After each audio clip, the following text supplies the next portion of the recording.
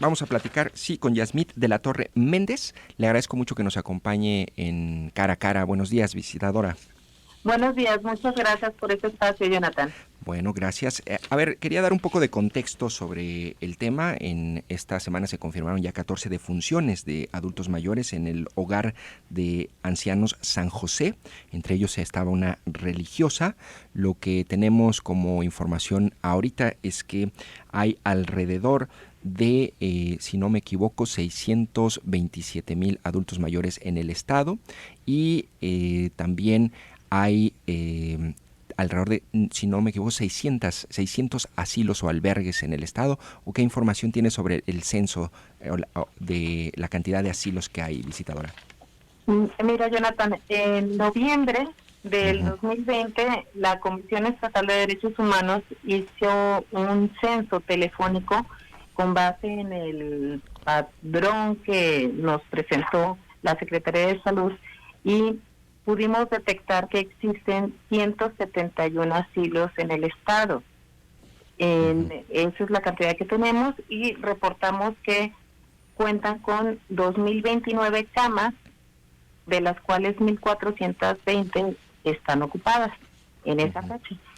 Esto dio inicio pues a que nosotros iniciáramos un pronunciamiento para garantizar el derecho a la protección de la salud de las personas adultas mayores en el marco de la pandemia por COVID-19. Ahí pudimos detectar algunas situaciones que no estaban actualizadas, la información del número de asilos, el número de personas asiladas, no hay disgregación por hombres, mujeres, y bueno, es importante contar con una información precisa sobre el número de personas que existen, el número de asilos y los datos concretos, pues. ¿Qué situación detectaron ustedes en los asilos?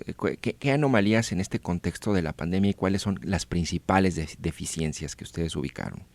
Nos dimos cuenta, pues, que algunos contaban con medidas de sanidad adecuadas, como son arcos sanitizantes, el gel antibacterial, la sanitización continua en las áreas donde habitan las personas mayores. Otros no, porque no cuentan con los recursos para contar con todos esos elementos para preservar el derecho a la salud en el marco de la pandemia que nos acoge.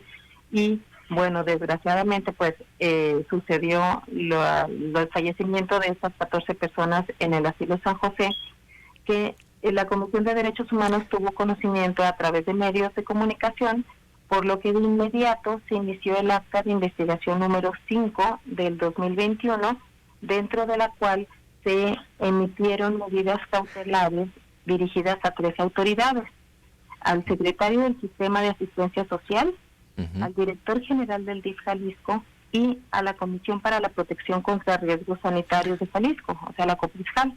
Es decir, sí podría haber alguna omisión por parte de la autoridad o alguna responsabilidad por parte de la autoridad y de los propios operadores del asilo. Bueno, aquí está la situación que evidentemente se observa un desconocimiento sobre el manejo de la pandemia, principalmente. ¿Desconocimiento de quién? Del manejo para evitar la propagación del virus en el interior del asilo, pues, por parte de los encargados del asilo. Muy bien. Esa es la situación. Porque evidentemente, pues, si hay un brote, pues se dictan medidas inmediatas, se aíslan a las personas, se sanitizan los espacios y bueno, evitamos que ocurran más contagios. Aunque debemos considerar pues que el virus es altamente contagioso, que ya conocemos las medidas que debemos implementar todos. Sí, en ese asilo, déjame decirte, Jonathan, que habíamos hecho una visita a inicios de la pandemia en abril. Se hizo un recorrido por parte de personal de la Comisión de Derechos Humanos en diferentes áreas de internamiento, centros penitenciarios, albergues, asilos, y tocó revisar este asilo. Ahí se dictaron medidas cautelares a la persona encargada del asilo para que instalara un área de aislados de inmediato, porque en ese momento no tenían. Y bueno, observamos alguna falta pues de prevenciones. Estaba ingresando personas que llevaban alimentos, que llevaban algunas cosas y faltaba algo de sanitización. Se le hicieron observaciones, las acató la encargada, Sin embargo, bueno, sucedió esta situación. Pero también debemos considerar que se trata de personas adultas mayores, Sí. que además presentan otro tipo de comorbilidades, diabetes, presión arterial y otras situaciones que por su propia naturaleza están en alto riesgo, ¿verdad? Entonces, hay muchas posibilidades de que si contagian el virus, puedan fallecer como está sucediendo. Bueno, Tenemos... sí. De hecho, la Coprisjal comentaba, hizo una inspección y ayer informaba que revisó 43 asilos, ya tengo aquí el número, se me había perdido, dice que son 193 los que hay en Jalisco, y encontraron, por ejemplo, fallas en un par de ellos. Lo más común era que no había termómetro, no había gel o un plan de limpieza ni personal capacitado para atender a los adultos mayores, y esta cuestión que creo que es fundamental, si no me equivoco, de tener un espacio para aislarlos si alguien tiene síntomas, ¿cierto? Así es fundamental. Y bueno, pues tienen que asumir la responsabilidad de que hasta en tanto estén las personas adultas mayores bajo su resguardo, es totalmente responsabilidad de los encargados del asilo el cuidado de su salud, ¿verdad? Claro, ahora aquí no ocurre esto que a menudo veo que complica las políticas públicas o la gestión pública, y es que están involucradas poquito o mucho varias dependencias. Entonces, al ser responsabilidad de muchos, al final termina por no ser atendida. Y por ejemplo, pienso en el DIF Jalisco o los DIFs, en la COFEPRIS, en el Sistema de Asistencia Social, en la Procuraduría Social, en Secretaría de Salud Jalisco. ¿No hay un problema allí también de burocratización y al final las inspecciones están en esta pandemia no se han hecho adecuadamente? He visto ahorita ya muy movida al gobierno del estado, la Coprisjal, pero pues prácticamente después de que tuvimos estas 14 defunciones. Bueno, fíjate que podemos observar, pues, número uno, que es una obligación constitucional de las autoridades garantizar la protección de derechos. Eso, partiendo de ahí. Corresponde al sector salud verificar estos asilos, estos centros de internamiento, que por cuestiones, pues, volvemos a lo mismo, de la propia naturaleza de las personas adultas mayores, es difícil que cuenten con medios electrónicos de comunicación y todo para alzar la voz, y evidentemente tenemos que acercarnos a ellos. Sí. Como ya lo hicimos nosotros, que hemos hecho visitas, inspecciones, y tienes razón, tienen que acudir también el personal de salud a hacer visitas aleatorias a los asilos, a los centros de internamiento, a los albergues, para verificar sobre todo los temas ahorita de salud, en tema de la pandemia, pues garantizar la protección del derecho a la salud. Podemos decir con agrado que después de las medidas cautelares que ha emitido esta comisión, se han cumplido en sus términos. Han acudido las autoridades a dotar de insumos, medicamento y atención médica. También solicitamos que se les brindara atención psicológica por el hacinamiento y por el estrés que causa el hecho de saber que otras personas que están ahí con ellos están falleciendo, ¿no? Revisé el pronunciamiento que hicieron en diciembre y me llamó la atención que de los 1,445 residentes que ustedes detectaron en asilos, 1,000 son mujeres, es decir, el 70%. ¿Por qué hay más mujeres? Esa es otra cuestión que nos llamó la atención también, Jonathan, y que dijimos, bueno, están en un doble grado de vulnerabilidad, sí, claro, que las mujeres sean abandonadas, pues, en los asilos, de alguna manera, ¿no? Por así decirlo. Históricamente hemos conocido de ese abandono, por ejemplo, en los centros penitenciarios, que si hay hombres internados son atendidos por las mujeres, por sus mamás, por sus esposas, y una mujer que es detenida pues es abandonada prácticamente, y aquí está sucediendo lo mismo. Es una situación que también nos llamó la atención y que es de verificar a ver qué está sucediendo con este comportamiento con la sociedad, ¿no? ¿Qué realidad tan dura? ¿Sí, otra cosa? ¿Perdón? Perdón, otra situación que nos llamó la atención es que se pudo detectar a través de este censo que la ocupación de los asilos está al 70%. Es decir, muy pronto va a haber una sobresaturación en los espacios de asilamiento, para las personas adultas mayores, ¿no? Y es una situación que también debe prever el gobierno del estado antes de que sea un conflicto mayor. Sí. Entonces, estamos observando que también nuestros adultos mayores están siendo abandonados o están siendo depositados en estos lugares. Y de hecho, daba ahorita el dato de 627,000 adultos mayores en Jalisco en este momento, que es como el 7% de la población, pero las proyecciones es que para 2030, en 9 años, el 10% de la población en Jalisco sea adulto mayor, es decir, 1 de cada 10 tendemos a envejecer cada vez, a ser una población a envejecer como población. Pero a ver, visitadora, ¿cuál es el plan para este año en materia de supervisión y atención de estos espacios? Vi que tenían una proyección después de este ejercicio que hicieron, esta encuesta que hicieron en diciembre. Así es, este es un primer paso para detectar primero los espacios, la existencia de los asilos, sus domicilios, que sea correcto todo lo que existe, y se tiene proyectado, si la pandemia lo permite, si las autoridades de salud lo permiten, hacer unas visitas aleatorias en todo el estado, en los asilos del estado, para verificar la condición de la protección de los derechos en general de las personas adultas mayores. Aquí hay que considerar que la pandemia pues nos cambió todo este panorama y el hecho que nosotros acudamos sería arriesgar a las personas que están en el interior. Primero, como habíamos dicho, pues son un grupo vulnerable y después nosotros podemos ponerlos en riesgo, ¿no? Muy bien. Entonces, de cualquier manera, se está monitoreando día a día, paso a paso, las condiciones en las que viven y también solicitamos pues se amplíe la cultura de denuncia, que está la Comisión de Derechos Humanos, pues aquí las 24 horas de los 365 días del año, para que nos hagan saber cuando hay alguna problemática, alguna presunta violación de derechos humanos, porque es la manera en que nosotros podemos detectar que algo está sucediendo y poder intervenir. ¿Ya cumplió la autoridad estatal con las visitas o las inspecciones, que era parte de la medida cautelar que emitieron, pero hay algo más que falte por implementar o por cumplir la autoridad en este sentido? Sí, estamos ahorita en espera de la respuesta del pronunciamiento para garantizar el derecho a la protección de la salud de las personas mayores, que se emitió el 29 de diciembre. Se cumplió en sus términos las medidas cautelares que se dictaron conforme al asilo en el acta de investigación 5 del 2021.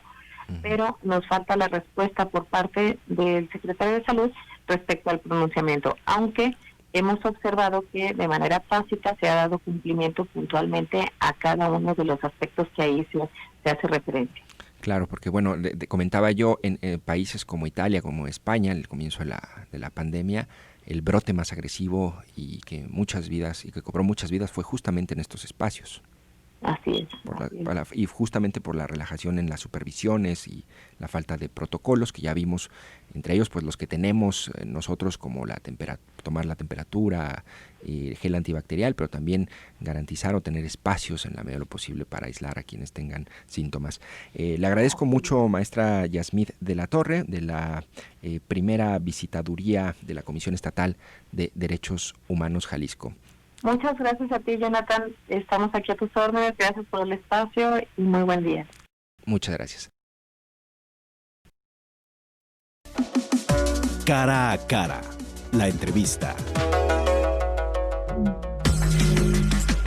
9 de la mañana con 41 minutos. Te recuerdo la línea de WhatsApp 33 18 80 76 41. Y en la línea ya está Miguel Barba, de la Unión de Propietarios de Gimnasios del Estado de Jalisco, a quien le agradezco mucho que nos acompañe en Cara a Cara. Miguel, buenos días. ¿Qué tal? Muy buenos días. Oye, Miguel, pues ayer me imagino te tocó estar en la protesta ahí en Palacio de Gobierno y entiendo que una comisión de algunos de ustedes entraron a platicar con funcionarios de la Secretaría General de Gobierno y me gustaría saber si llegaron a algún acuerdo, qué les dijeron, qué conversaron, Miguel. Bueno, pues pasamos con personal de ahí de Secretaría de Gobernación para escucharnos nuestras peticiones y pues más que nada pues nuestras peticiones principales pues es que nos apoye de abrir, ya que desde el año pasado nos cerraron alrededor de más de 100 días y en fechas que para nosotros son buenas, pues a principios de año, y nos dejaron abrir ya cuando es más bajo las personas que van a hacer ejercicio ya a final de año, lo que es, por ejemplo, parte de octubre, noviembre y diciembre, pues malísimo, estábamos solos. Y ahora que venía la forma de podernos recuperar del año pasado, que es enero, febrero, marzo, abril, los meses más buenos para los gimnasios, pues ahora resulta que nos cierran. Entonces, pues no se nos hace justo que nos cierren. Yo creo que todos tenemos derecho de trabajar. Yo creo que como veníamos trabajando al principio, cuando empezó la primera quincena de enero, del botonazo ese de que cerramos a las 7 de la noche, yo creo que eso hubiera todavía sido un poco más justo, pero no que nos cerraran. Y bueno, eso era parte de lo que hablamos ahí en la mesa. ¿Con quién se reunieron? Bueno, nos reunimos con unas personas de ahí ahorita no recuerdo el nombre, si Arturo, Pero no con el secretario general de gobierno, Enrique Ibarra. No, era con gente que ellos nos pusieron para que nos escucharan y ellos pasaran la voz con las personas indicadas. Inclusive fue lo que dijeron ellos, que ellos nos iban a escuchar, pero ellos no tenían la facultad de darnos una respuesta en ese momento. ¿Y cuál es el acuerdo? ¿Cuándo los buscan o qué les van? Ya en 3 días vamos a hablar para que nos den una respuesta. Esperemos que sea favorable. Nosotros lo que les pedimos ¿Ustedes qué piden, sí? Fue que mínimo, o sea, abriéramos como al principio de año, o sea, con el horario restringido. Y como siempre hemos estado, ni siquiera al 100, hemos estado trabajando al 50%, muchos de los gimnasios con citas, para que no se aglomere la gente. Nosotros fuimos de los primeros que empezamos con el protocolo al 100 y lo hemos seguido al 100. Logramos hacer que nuestros aparatos se retiraran 1.5 metros, como nos dijeron. Las caminadoras les pusimos plásticos no me acuerdo cómo se llama, pero eso es como una lámina de transparentes para que pudiera tener separación de cada máquina de la otra y no tuviera contacto físico. ¿Cuántos? Sí, adelante. Y pues bueno, hicimos todo, el tapete sanitizante, tenemos los geles, tenemos la pistola del termómetro, el oxímetro. Somos los únicos, creo, que llevamos una bitácora de la gente que llega. Nosotros les hacemos la revisión del termómetro y del oxímetro y todo se va apuntando en una libreta. El nombre, a qué horas llega, a qué hora se va, qué temperatura tenía, qué oxigenación tenía, y pues se nos hace injusto que en realidad, no por hablar de otros negocios, no decir cuáles, pero vemos que muchos no lo hacen. Es más, a veces el tapete está seco, ponen un tapete y todo seco y están súper llenísimos, y como nomás en los gimnasios hay COVID, o qué es lo que decíamos, pues es que está medio mal, pues, y más porque el deporte pues es salud. La verdad, yo no he sabido es más, yo hago eventos de fisicoculturismo y tengo mucho contacto con los atletas, con los que compiten. Hasta ahorita yo no conozco a ninguno que se haya muerto de eso. Oye, dice una radioescucha 9186, sí. Buenos días, yo soy una de las personas que lamenta el cierre de los gyms, pero la realidad es que somos pocos los que utilizamos el cubrebocas bien puesto y seguimos las reglas de sanidad. La mayoría usa cubrebocas en la papada, no limpian los equipos después de utilizarlo e incluso no usan toallas, solo la traen de adorno. Eso depende, no sé a cuál gimnasio vaya, ¿verdad? Pero yo no hablo por todos, o a lo mejor sí puede haber alguno, pero pues para eso están las autoridades, ¿no? Para cerrar ese tipo de negocios que no cumplan. Pero te puedo decir que el 90% de los gimnasios lo cumplen, y lo cumplen mejor que en cualquier lugar. A lo mejor puede haber alguno, pero pues qué bueno que se dan cuenta, y ojalá fueran las autoridades a cerrarlo. Sí. Eso y nosotros o sea, para nosotros está mejor, pero que no es en general, o sea, el 90% de los gimnasios cumplen al 100%. Oye, dime, ¿qué sabes? ¿Cuántos gimnasios o clubes tú aglutinas en tu unión, o ustedes aglutinan? Y eso por un lado, como para saber cuántos hay y más o menos qué afectación ha habido, cuántos cerraron el año pasado, qué implicaciones podría haber, por ejemplo, en empleo. Bueno, las cifras que se manejan es de que en todo Jalisco hay alrededor de 2.400 aproximadamente, había pues 2.400, 2.600 negocios, entre gimnasios, entre clubes, bueno, más que nada los de clases, que dan clases de aeróbic, los de clases pues. Sí.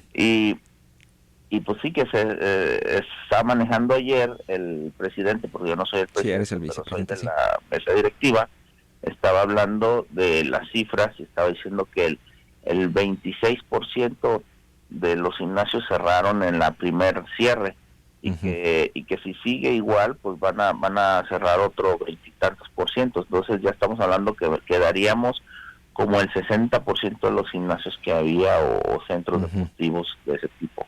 Oye, a ver, y explícame un poco las características de los gimnasios, es decir, muchos son negocios familiares o de una o dos personas, porque yo veo también muchas franquicias. ¿Cómo está más o menos la característica de esta industria, de este sector? Que el 70% de los gimnasios son familiares y el 30 o 35% son las famosas cadenas. En las famosas cadenas, pues sí, ya gente que vio la mejor que estaba muy en auge esto de lo del mundo fitness y dijo, bueno, a lo mejor aquí hay negocio, y invirtieron mucho dinero en esos gimnasios, que por cierto, muchos de esos gimnasios también vinieron a cerrar los gimnasios pequeños. Gimnasios barriales, ¿no? Ahí, ándale. Entonces, pero como sea, los que sobrevivimos a eso, pues seguimos aquí. Y yo, por ejemplo, tengo un gimnasio en Atemajac, y pues sí, a mí ahorita esto me está afectando muchísimo porque yo estaba más chico, el gimnasio estaba en otro lugar por Avenida Patria, 300 y tantos metros. Ahora donde estoy tiene 2,000 metros cuadrados. Entonces logré crecer en 10 años el lugar a más grande para que no me afectara a las grandes cadenas. Pero ahorita ya no me afecta a las grandes cadenas, o sea, lo que me está afectando es esta situación, porque tengo un área muy grande. Te digo que yo sí hice los aparatos a 1,5 metros porque tengo mucho espacio, tengo 2,000 metros cuadrados. Entonces tengo muchísimo espacio, pero ahora lo que me está comiendo es la renta. Yo pago 67,000 pesos de renta. ¿De qué? ¿Al mes? De la renta del lugar. O sea, válgame. Entonces, imagínate, aquella vez yo había ahorrado alrededor en un año, no, como en 3 años, porque me cambié de lugar hace 3 años, había ahorrado alrededor de unos 800,000 pesos. Y ese colchoncito me lo acabé entre nóminas, entre pagos de renta por los 100 y tantos días que nos mantuvieron cerrados. Entonces yo apenas me estaba empezando a recuperar, no a volver a tener esos 800,000 pesos que tenía ahorrados, pero ya estaba yo no debo renta, no debo a la gente, no debo nada. Sí. Pero ahorita pues sí nos asustó a todos, por eso es que ahora desde que nos cerraron el primer día, luego salimos a gritar a la calle, porque entonces sí nos sacaban. La otra vez como nos dijeron, que 4 días, y luego pues que un mes, pues dijimos, bueno, pero ya ahorita ya si nos vuelven a cerrar otra vez, ¿qué medidas van a tomar? Sí, nos acaban. ¿Y qué medidas van a tomar? Dices, en 3 días les notifican, pues pero que van a... va a seguir. No. Pues, ¿En qué sentido? Si no nos dan una buena solución que nos ayude, pues nosotros vamos a seguir con las manifestaciones cada vez más grandes y más, pues se puede decir como... Nosotros no nos gusta tapar calles porque pues nosotros también somos de las personas que a veces hemos andado en la calle y sí es molesto que ya tengo que darle vuelta o X, ¿no? Ahora por dónde me voy. Pero protestas sí van a realizar. Pero protestas sí vamos a hacer. En 3 días le resuelven, ¿verdad? En 3 días nos dicen que nos van a decir. Oye, y un último punto, pero tengo entendido y un par de conocidos me han dicho de gimnasios, sobre todo que están como en espacios así tipo como pequeñas bodegas, siguen operando. ¿Tienes reporte de eso? De manera clandestina. Digo, bueno, clandestina porque está... se oye, pues eso, algo que se oye siempre, y no nomás aquí en Jalisco, o sea, en México les cerraron más tiempo y operaban... Yo quería oír del famoso clandestino, pero pues eso es lo que orilla el gobierno, o sea, si me hace que es peor el clandestino que el legal, ¿no?